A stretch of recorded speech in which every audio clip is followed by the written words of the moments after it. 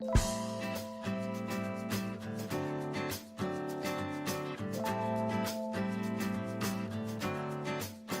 tensioactifs qu'on fabrique ici, c'est fait à base de sucre et à base de solvants type alcool, donc des matières premières renouvelables disponibles juste à côté. Ça sert principalement à faire des détergents.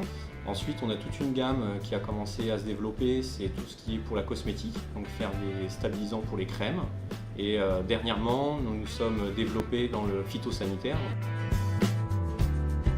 L'un des intérêts du projet Futurol est la capacité à pouvoir transformer n'importe quelle biomasse à partir du moment où il contient de la lignocellulose, de pouvoir transformer également tout ce qui est déchets de l'industrie, de l'agro-industrie ou du monde agricole. L'éthanol qui est ainsi produit dans le cadre du projet Futurol peut avoir deux destinations principales, notamment l'incorporation dans les biocarburants et l'utilisation comme molécule chimique, c'est-à-dire l'éthanol. La contribution à la chimie verte, en fait, c'est le fait d'analyser tout ce qui est synthétisé au laboratoire afin de découvrir de nouvelles molécules ou de molécules à côté desquelles on serait passé parce qu'elles ne sont pas forcément mises en avant et on ne s'attend pas forcément à les synthétiser. Pour moi, c'est vraiment l'aspect utilisation d'enzymes pour produire des molécules à haute valeur ajoutée, que ce soit des anti-UV, des antioxydants, des antirides, donc vraiment des produits de tous les jours et qui vont être produits de façon propre.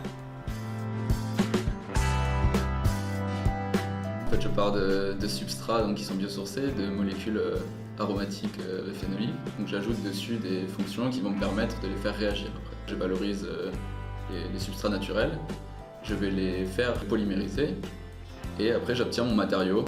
Et c'est ces matériaux-là après que je vais soumettre à des tests mécaniques, physiques, à des tests à très haute température, notamment au vu des applications que j'ai pour l'aérospatiale.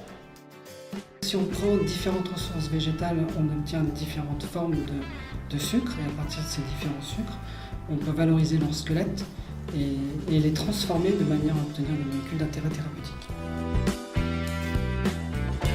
Nous, on fait de la chimie du végétal, mais plus précisément, on fait de la chimie sur le végétal, c'est-à-dire qu'on essaie d'exploiter au maximum cet espace chimique qui est extrêmement vaste, mais sans considérer forcément les molécules une par une, mais en les considérant dans un totem.